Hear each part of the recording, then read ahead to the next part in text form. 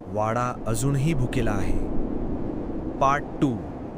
अमोल गायब झाल्यानंतर तो वाडा बंद केला गेला, पण वाडा कधीच शांत झाला नाही. 12:07 AM. नवा आवाज. गावकऱ्यांना आता एक नवा अनुभव यायला लागला. रात्री 12 नंतर कधी मुलाचं हसणं, कधी एखाद्याचं नाव हाक मारल्यासारखं, कधी भिंतीतून धडधडणाऱ्या हृदयाचा आवाज.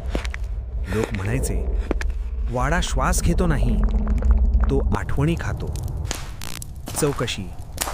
पोलीस आणि एक संशोधक देशमुख सर, त्यांनी ठरवलं, आज शेवटचं सत्य बाहेर आणायचं.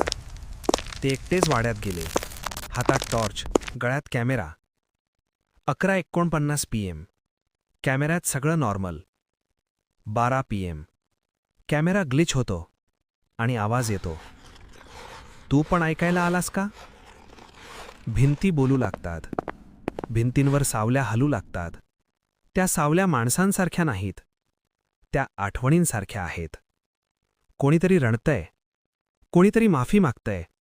देशमुख सरांच्या कानात कुजबूज. आम्हाला कोणी वाचवलं नाही. खोली नंबर 13. एक खोली, जिचं दार आतून बंद.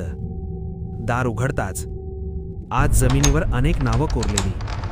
शेवटचं नाव अमोल, आणि त्याखाली लिहिलेलं, आता तो वाड्याचा भाग आहे. ती पुन्हा दिसते. यावेळी राग नाही, थकवा आहे. ती म्हणते, मी भूत नाही, मी विसरलेली आहे. जो मला आठवतो तो इथे अडकतो. भयानक सत्य. वाडा शापित नाही, तो स्मशान नाही, तो आहे जिथे विसरलेले लोक अडकतात.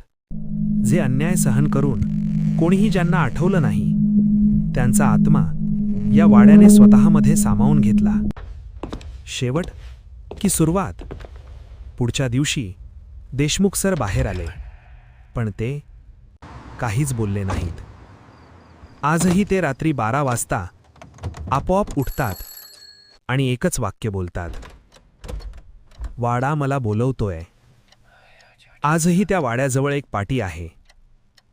आज जाणे मनाई आहे, पण खाली कोणीतरी खडूने लिहिलंय, आत आधीच खूप जण आहेत.